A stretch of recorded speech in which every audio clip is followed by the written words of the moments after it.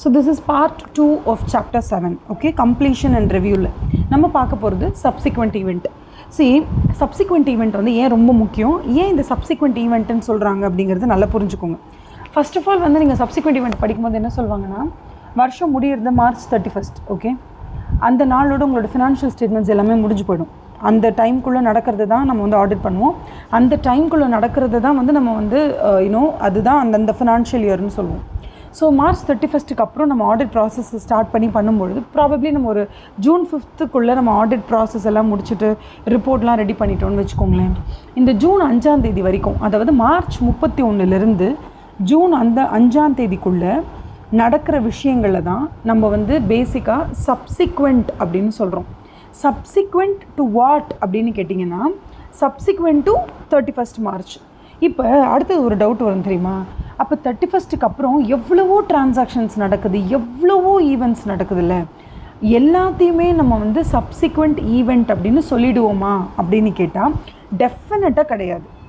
இதில் வந்து ரொம்ப நுட்பமான விஷயம் என்ன தெரியுமா, கரெக்டாக March 31st அன்னைக்கு நீங்கள் ஃபினான்ஷியல் ஸ்டேட்மெண்ட்ஸை க்ளோஸ் பண்ணும்பொழுது நம்ம ஒரு அண்டர்ஸ்டாண்டிங்கில் இருப்போம். ஓகே, ஸ்டாக் இப்படி தான் இருக்குது, இல்லைனா ஒரு இந்த இடத்துல வந்து ஒரு தெஃப்ட் நடந்திருக்கு, இல்லை இந்த இடத்துல ஒரு ஃபயர் ஆக்சிடெண்ட் நடந்திருக்கு, நம்ம வந்து இன்சூரன்ஸில் அப்ளை பண்ணியிருக்கோம், இன்சூரன்ஸில் கண்டிப்பாக நமக்கு 2 crores தரேன்னு சொல்லியிருக்காங்க, அதனால் டெஃபினட்டாக நம்மளால் we can be back on the boot, நம்மளால் கண்டிப்பாக இது வந்து நம்மளால் ரீபூட் பண்ண முடியும், டெஃபினட்டாக கோயிங் கன்சர்ன் அசம்ஷன் பாதிக்கப்படவே இல்லை. அந்த மாதிரி ஏகப்பட்ட விஷயங்களை நீங்கள் 31st March அன்னைக்கு உங்களோட பேலன்ஸ் ஷீட் உங்ககிட்ட ஏதோ ஒன்றத்தை சொல்ல ட்ரை பண்ணோம்ல, எல்லாமே வந்து ஒரு வார்த்தை நம்ம சொல்லும்பொழுது என்ன அர்த்தம், ஒரு புக்கை நம்ம படிக்கிறோன்னா, imagine book is a person and it is talking to you. அப்போ புக்கில் இருக்கிற 400 பக்கமுமே ஏதோ ஒரு பர்சன் உங்ககிட்ட பேசினா எப்படி ஃபீல் ஆகும், ஏதோ ஒன்று உங்ககிட்ட கம்யூனிகேட் தானே பண்ணுறாங்க. அப்போ பேலன்ஸ் ஷீட்டுமே அந்த 1 year என்ன நடந்துச்சோ அது உங்ககிட்ட கம்யூனிகேட் தான் பண்ணுது. அது கம்யூனிகேட் பண்ணும்பொழுது கரெக்டாக பேலன்ஸ் ஷீட் எப்படி அது கம்யூனிகேட் பண்ணும் தெரியுமா, financial position as on 31st March 2000 whatever அப்படி வரும். இதுவே நீங்கள் வந்து P&L அக்கௌண்ட் எடுத்துக்கிட்டிங்கன்னா financial performance for the year ending அப்படின்னு ஹெல்டிங் கொடுத்துருப்பாங்க. இந்த P&L பொறுத்த வரைக்கும் கடந்த ஒரு வருஷத்தினுடைய எண்ட் ரிசல்ட்டாக ஃபார் த இயர் எண்டிங் உங்களோட P&L என்னன்னு கொடுத்துருப்பீங்க. பட் பேலன்ஸ் ஷீட்டை பொறுத்த வரைக்கும் ஃபினான்ஷியல் பொசிஷன் ஆஸ் ஆன் இந்த 31 மார்ச் மாதம் 31 இந்த வருஷத்தோட எண்டில் இதுதான் எங்களுடைய நிலைமை அப்படின்னு ஒரு பேலன்ஸ் ஷீட் தன்னைத்தானே உங்கள்கிட்ட கம்யூனிகேட் பண்ணுது. அப்போ அதை தானே நீங்கள் வந்து நம்புவீங்க. அப்போது அந்த நாளில் அந்த பேலன்ஸ் ஷீட்டில் இன்வென்ட்ரி இவ்வளோ காமிச்சிருக்காங்க, இன்சூரன்ஸ் கிளைம் இவ்வளோ கேட்டிருக்காங்க, இவ்வளோ தரப்படும்னு நீங்கள் நம்பியிருக்கீங்க. Whatever things that existed, whatever conditions that existed on the date of balance sheet, நீங்கள் ஏதோ ஒரு விஷயத்தை நம்புறீங்கல்ல, இன்சூரன்ஸ் கிளைம் வந்துடும் 2 lakhsக்கு, இல்லை 2 crores வந்துடும், இன்வென்ட்ரி இவ்வளோ தூரம் பேலன்ஸ் பத்திரமா இருக்குது, இது எல்லாமே உங்களுடைய ஒரு these are all the conditions, these are all the things that you believed that existed on 31st March 2000 something இல்லையா. இப்போ அதுக்கப்புறம் என்ன நடக்குதுன்னா, அந்த 31st March அப்புறம் ஆடிட்டர் ரிப்போர்ட் கொடுக்கறதுக்குள்ளே நீங்கள் நினச்சிக்கிட்டு இருந்த ஒரு விஷயம் பொய் ஆயிடுச்சு. நீங்கள் நினச்சிக்கிட்டு இருந்தீங்க, ஓகே நம்ம டெஃபினட்டாக வந்து February மாதம் ஒரு பெரிய ஃபயர் ஆக்சிடெண்ட் ஆகிடுச்சு, நம்மளோட ஸ்டாக்கு கிட்டத்தட்ட வந்து ஒரு 3 கோடிக்கு எல்லாமே எரிஞ்சு போச்சு, நம்ம வந்து இன்சூரன்ஸில் அப்ளை பண்ணியிருக்கோம், டெஃபினட்டாக 2 கோடி வந்துடும் அப்படின்னு நீங்கள் நம்பியிருக்கீங்க. இந்த கண்டிஷனல் எக்ஸிஸ்டன்ஸ் வந்து 31st March உங்களோட பேலன்ஸ் ஷீட்டில் நீங்கள் எக்ஸிபிட் பண்ணியிருக்கீங்க. அதாவது நீங்கள் கிளைம் பண்ணியிருக்கிறதாவும் அந்த இன்சூரன்ஸ் ஏஜென்சிலேருந்து உங்களுக்கு டெஃபினட்டாக 2 crores வரும்னு நீங்கள் நம்பியிருக்கீங்க. அப்போ this is a condition that existed on the date of the balance ஷீட்டில். ஆனால் March 31st அப்புறம் ஏப்ரல் மாதம் நடக்குது, மே மாதம் 10 எல்லாமே உங்களோட மேனேஜ்மெண்ட்டுக்கு, அதாவது அந்த கம்பெனிக்கு தெரிய வந்துடுது, இன்சூரன்ஸ் பணம் நமக்கு வராது, அதுவும் 2 கோடிக்கெலாம் வாய்ப்பே இல்லை, மேக்ஸிமம் அவங்க 70 lakhsக்கு தான் நெகோஷியேட் பண்ணியிருக்காங்க, 70 lakhsக்கு மேலே ஒரு பைசா வராது அப்படின்னு சொன்னால், அப்போது இந்த 70 lakhs தான் வரும், இதுக்கு மேலே வராதுங்கிற அந்த ஒரு டெசிஷன் இருக்குல்ல, இந்த டெசிஷன் வந்து 31st March அன்னைக்கு நீங்கள் நம்பிக்கிட்டு இருந்த அந்த கண்டிஷனல் எக்ஸிஸ்டன்ஸ், த 2 crores வரும்னு நீங்கள் நம்பிட்டு இருந்தீங்கல்ல, அதை பொய்யாக்கிடுச்சு.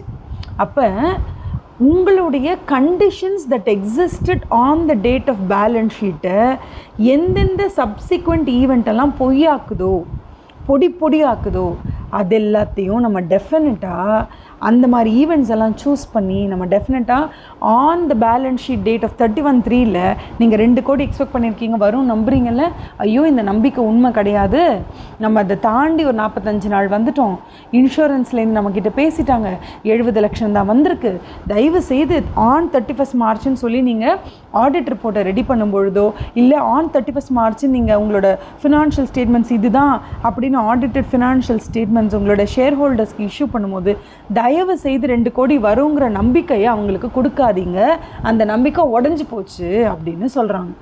இதுதான் சப்சிக்வெண்ட் ஈவெண்ட்டில் என்ன ரொம்ப ரொம்ப ரொம்ப ரொம்ப அட்மையர் பண்ண வைக்கிற ஒரு விஷயம். நம்ம ரொம்ப ஸ்ட்ராங்காக கோராக நம்ம புரிஞ்சிக்க வேண்டிய விஷயமே இதுதான். 31st மார்ச்க்கு அப்புறம் எவ்வளவோ விஷயங்கள் நடக்குது, எல்லாத்தையுமே நம்ம நம்மளோட 31st மார்ச் நம்ம எல்லாத்தையும் மாற்றி அமைக்கிறது கிடையாது. Not all the events and transactions that happens after 31st March is being adjusted in the financial statements. அதை பண்ணுறதுல அர்த்தமே கிடையாது.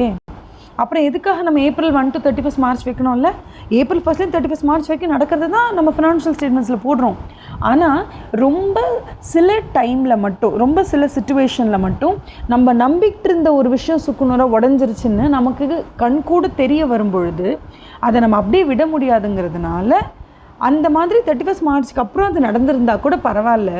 ஆனால் இந்த ஒரு நடப்பு ஆர் இந்த ஒரு ஈவெண்ட்டுங்கிறது, தட் இஸ் இன்சூரன்ஸ் பணம் வரல அப்படின்னு உங்களுக்கு ஒரு எண்டு கிடச்சிருச்சுல, தெரிஞ்சிருச்சுல வராதுன்னு, அப்போ நீங்கள் நம்பிட்டு இருந்தீங்க தட் திஸ் வில் கம் அப்படின்ற ஒரு நம்பிக்கை it existed on that condition existed on 31st March 2024 or whatever. அந்த டைமில் நீங்கள் நம்பிக்கிட்டு இருந்தது June 5 உங்களுக்கு தெரிஞ்சிருச்சு, ஆர் May 10 உங்களுக்கு தெரிஞ்சிச்சு it's not going to come, the total insurance received amount received is only 70 lakhs தெரிஞ்சிருச்சுன்னா, இந்த முடிவு இருக்குல்ல, இந்த information that you have received 70 lakhs is what we have received ன்னு, இந்த இன்ஃபர்மேஷன் எது தெரியுமா பொய்யாக்கிடுது? உங்களுடைய condition that existed on the date of balance sheet that 2 crores வரும் போல இருக்குது அப்படின்னு நீங்கள் நம்பிட்டு இருக்கீங்களே, அதை உடைக்குது. அப்போ எந்த ஒரு விஷயம் நீங்கள் நம்பிக்கிட்டு இருக்கீங்களோ that existed on the date of balance sheet அது உடைக்கப்படும் பொழுது நீங்கள் அந்த சேஞ்சை ஒரு அட்ஜஸ்ட்மெண்ட்டாக உங்களோட ஃபினான்ஷியல் ஸ்டேட்மெண்ட்டில் கொண்டு வரது பெட்டர். இப்போ இதை நான் இன்னொரு வகையில் சொல்கிறேன். ஃபார் எக்ஸாம்பிள் நீங்கள் you have this building as on date of 31st March உங்களோட பில்டிங்கோட வேல்யூ ஒரு 7 crore இருக்குது. அதுக்கப்புறம் ஒரு 2 months கழிச்சு நீங்கள் என்ன பண்ணுறீங்கன்னா வேறு ஒரு இடத்துல ஃபேக்ட்ரி வாங்கிடலாம், பில்டிங் வாங்கிடலாம்னு சொல்லி இந்த பில்டிங்கை விற்கிறீங்க.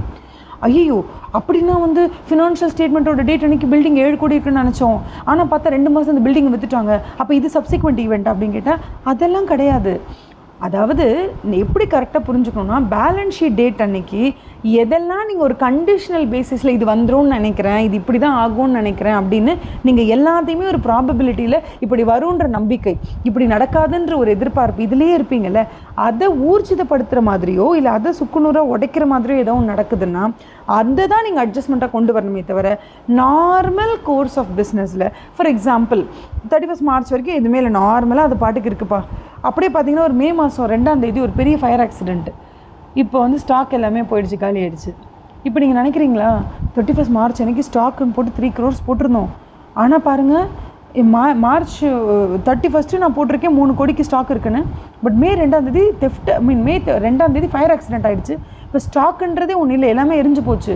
அப்போ don't you think March 31st நான் ஸ்டாக் இருக்குன்னு போட்டிருக்கேன், ஆனால் May 2ஆம் தேதி ஸ்டாக்குன்றதே இல்லை, don't you think this is a subsequent event? இது சப்சிக்வெண்ட் ஈவெண்ட்டே கிடையாது.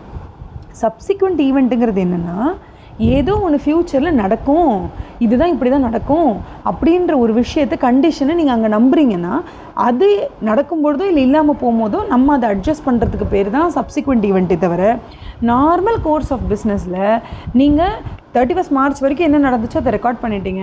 அதுக்கப்புறம் 2 months கழிச்சு ஒரு லேண்டை விற்கிறீங்க, இல்லை ஒரு லேண்டை வாங்குறீங்க, இருக்கிற பில்டிங் ஏதோ விற்கிறீங்க, இல்லை ஒரு ஃபயர் ஆக்சிடென்ட் ஆகுதுன்னா இந்த எந்த ஒரு ஈவெண்ட்டுமே ஆல்ரெடி 31st மார்ச் அன்னைக்கு ஒரு சந்தேகத்தின் பேரில் நீங்கள் வைக்கிற கண்டிஷனை நிவர்த்தி பண்ணுற மாதிரியோ அதை வந்து கரெக்டு தான், ஆமாம் நீங்கள் சொன்னது கரெக்டு தான்னு அதை ப்ரூவ் பண்ணுற மாதிரியோ, இல்லை நீங்கள் நம்பினது பொய்ன்னு அதை வந்து டிஸ்ப்ரூவ் பண்ணுற மாதிரியோ நடக்கலையே.